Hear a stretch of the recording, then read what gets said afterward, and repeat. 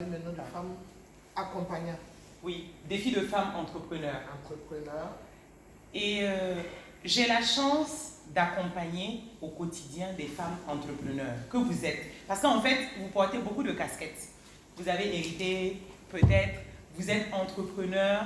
Et quand on est entrepreneur aussi, on est femme au travail. Donc, on a beaucoup de défis. Et en tant que femme, on veut vouloir être tout à la fois, avoir tout à la fois, faire tout à la fois pour prouver qu'on mérite d'être où on est. Alors, pour vous commencer, je vais vous raconter mon anecdote de ce matin. Parce que ceux qui me connaissent savent que j'aime raconter des histoires, mais c'est des histoires vraies. C'est ça le problème. Bon, ou ma chance, mais c'est un problème.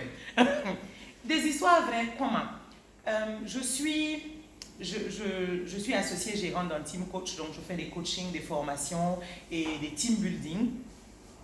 Mais j'ai aussi ma structure de vente de fruits et légumes. Dans Team Coach, je suis associée avec mon époux.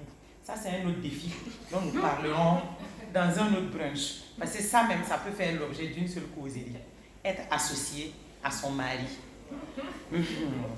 Maintenant, à côté de ça, j'ai ma propre structure que j'ai montée depuis 1 an maintenant. Et je vends des fruits, des épices et des légumes frais. Et donc ça, je le fais en ligne et je vais bientôt passer avec une boutique, etc. Et donc, pour ce brunch, c'est moi qui propose toute la partie fraîche, c'est-à-dire les brochettes de fruits et puis les smoothies, parce que c'est des offres que je fais. Donc, j'ai commencé la préparation de mes smoothies hier. Et je me suis réveillée, c'est parce que je voulais que ça soit un peu congelé. Pour vous, quoi? Donc, je me suis mise au sérieux, j'ai fait ça toute la soirée d'hier. Les brochettes, je les voulais fraîches, donc ça, on les fait ce matin, découpées frais le matin en brochets. Vous allez voir ça, c'est trop mignon. Et le matin, je me suis levée et la consistance du smoothie là ne me plaisait pas, donc je voulais le mettre dans une centrifugeuse pour enlever quelques zestes qui restaient. Je fais, ça sentait bon. Je goûte, ça a tourné. Il était 8h08. Je devais être là à 9h30. Donc, il m'a fallu refaire du smoothie. Donc, le smoothie que vous allez boire là est un smoothie qui vient d'être fraîchement fait ce matin. En fait, c'est ce que ça... Voilà, c'est peut-être votre présence qui nécessitait ça. Mais c'était mon défi de ce matin. Je leur ai écrit, vrai défi d'entrepreneur. Je dois m'adapter à une situation. Je ne peux pas dire que je ne viens pas avec des smoothies. On a commandé des smoothies. Je me dois de répondre à la commande. Et puis, c'est mieux de le faire, sinon j'ai une perte sèche. J'ai perdu ce que j'ai hier nuit et je ne propose rien. Alors qu'en tant qu'entrepreneur, il est hors de question pour moi de ne pas vendre. Parce que je ne fais pas du bénévolat, ce n'est pas une œuvre caritative. J'aime les fruits et les légumes, mais je vends. Si je vends, c'est pour qu'on achète. Et si pour qu'on achète, il faut que ce soit des trucs bons, frais, comme je veux les montrer. Et vous voyez, c'était mon défi. Mais tout de suite, j'ai pensé solution. Je me suis focalisée sur comment. Pas sur, c'est gâté, pourquoi c'est gâté, comment je vais faire, qui va m'aider, oh là là, donc on ne va pas amener de smoothie. En fait, ou bien je vais me dire, c'est le frigo là, commencer à m'en prendre aux gens de la maison en disant, pourquoi vous n'avez pas bien branché, pourtant je vous avais dit de faire comme ça, voilà, quand je vous disais de ne pas découper, en fait, je pouvais me plaindre toute la matinée, mais ça n'allait pas faire que vous alliez avoir des smoothies à cette heure-ci. Voilà, je me suis axée solution. Maintenant, je connais la problématique. Je sais, parce que c'était smoothie, ananas, menthe fraîche, orange et pamplemousse. Vous voyez, c'était bon, hein? Mais ça s'est gâté. Et maintenant, je sais que c'est 2 choses que je ne peux pas allier si je ne suis pas sûre de les servir instantanément. Parce que ça tourne, ça fermente. Je le savais, mais j'ai voulu tenter, parce que j'aime tester, j'aime essayer. Maintenant, au moins, je sais que si j'ai une prochaine commande, ce ne sont pas des fruits que je vais allier ensemble. Je vais aller sur d'autres fruits. Mais actuellement, on a très peu de fruits qui peuvent avoir cette consistance-là. Il n'y a pas de mangue, il n'y a pas de melon, mais c'est une expérience. Je capitalise sur ça. Ça m'a fait perdre du temps aujourd'hui, mais pour demain, ça me fait gagner du temps. Vous voyez? En fait, il faut prendre ce qui vient en tant qu'entrepreneur comme des expériences. Parce que les gens se leurrent sur votre vie. Surtout si vous avez l'air de bien vous porter, d'être jovial, d'être souriante. On se dit que vous n'avez pas de problème. Et que en fait, et surtout si vous faites partie d'une famille où on pense que vous avez tous hérité. Mais eux, ils se rappellent, ils pensent que vous avez hérité des actifs, alors que vous avez hérité de tout le passif aussi. Donc quand on vous voit briller, on se dit que vous n'avez pas de problème en fait. Vous comme ça là, vous ne pouvez pas dire que vous avez un problème. Avec tout ce que tu es là, tout ce qu'on voit là, toi tu ne peux pas venir dire que tu as un problème. Et pourtant nous sommes des problèmes ambulants. Nous avons des problèmes, de vrais lourds problèmes. Donc j'ai la chance d'accompagner des femmes entrepreneurs. Et ça me fait voir leur réalité. Mais je crois que le fait que moi aussi j'entreprenne fait qu'il y a des défis que je comprends rien qu'en les entendant soupirer. Des fois, elle va venir s'asseoir et puis elle fait coach. Si je t'explique avec mon fournisseur, quand elle fait des fois avant qu'elle fasse, moi je fais parce que moi-même j'ai un lourd gourmet d'un fournisseur qui n'est pas passé. Mais quand je les écoute, il y a deux choses. Ça me fait relativiser. Parce que même si je le sais, le fait de l'entendre, on a tous les mêmes défis. On a tous les mêmes défis.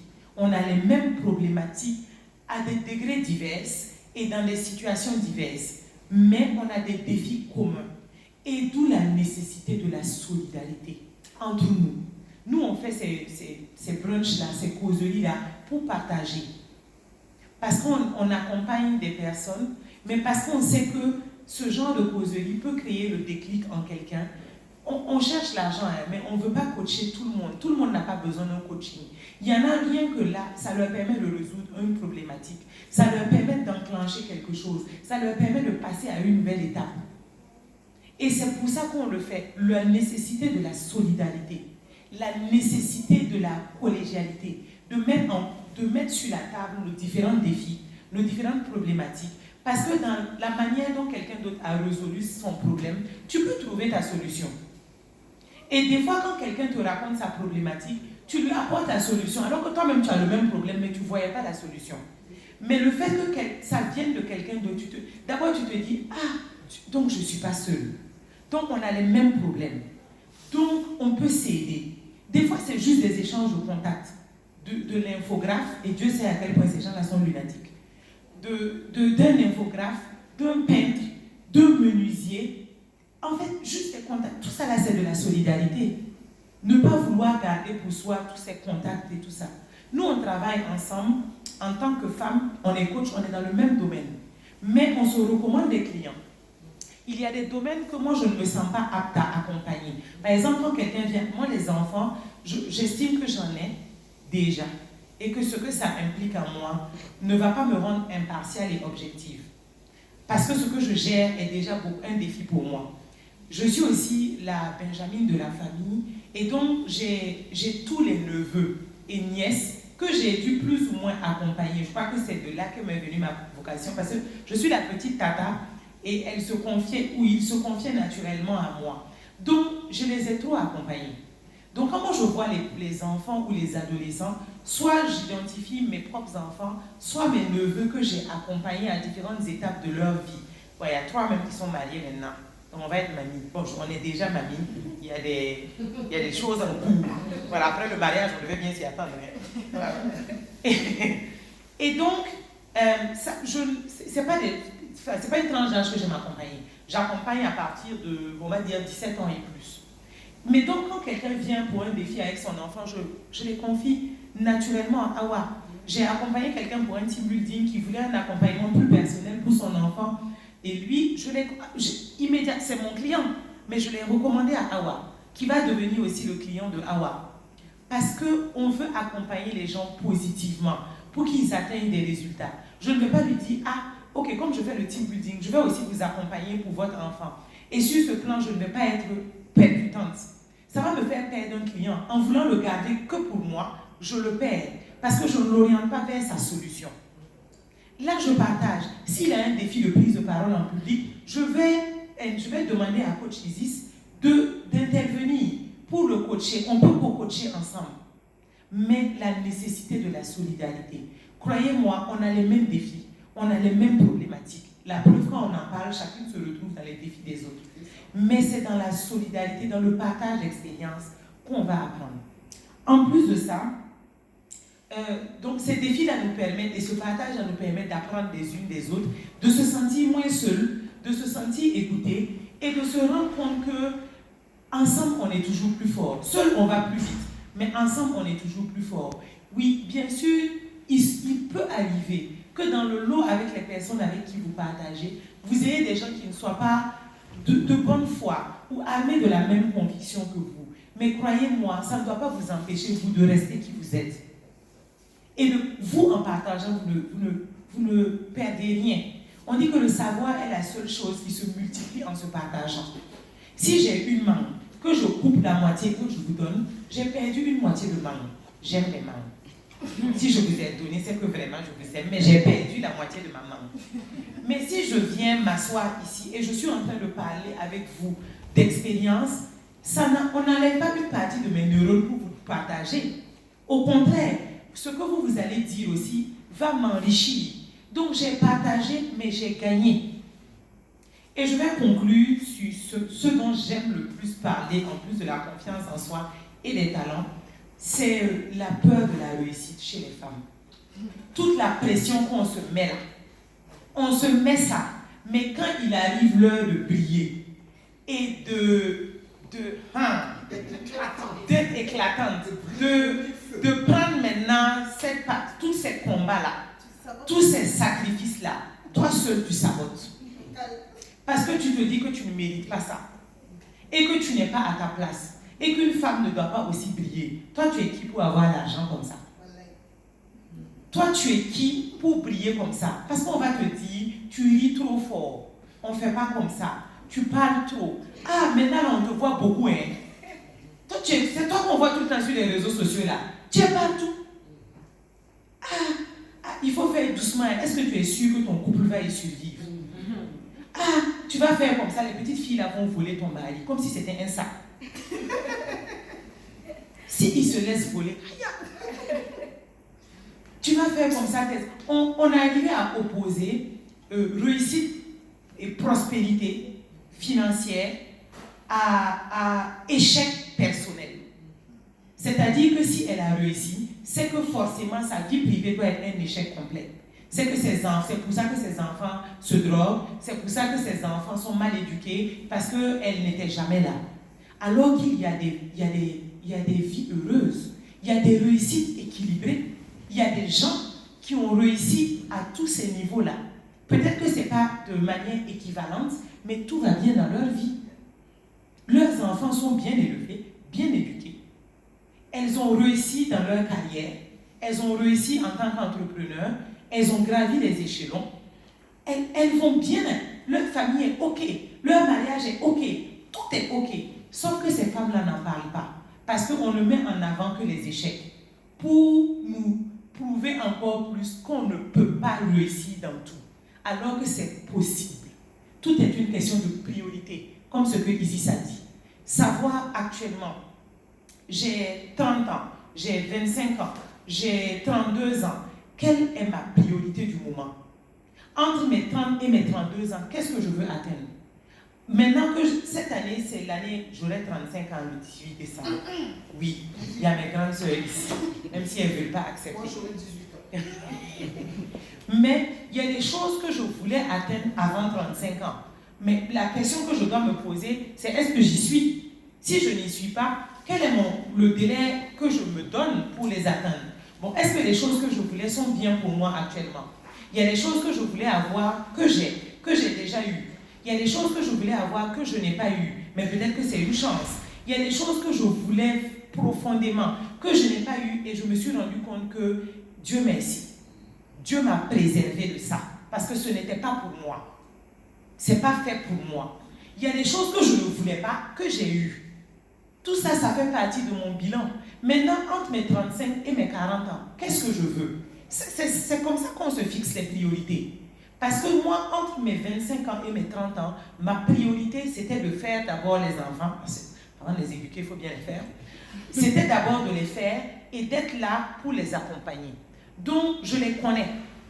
Du coup, je peux maintenant sortir, entreprendre, accompagner d'autres personnes parce que je sais le socle que j'ai laissé. Mais tout ça, c'est parce que j'ai fait un programme. Même s'il y a des aléas de vie qui m'ont imposé ce programme, j'ai fait avec. Je me suis axée solution, comme pour vos smoothies ce matin.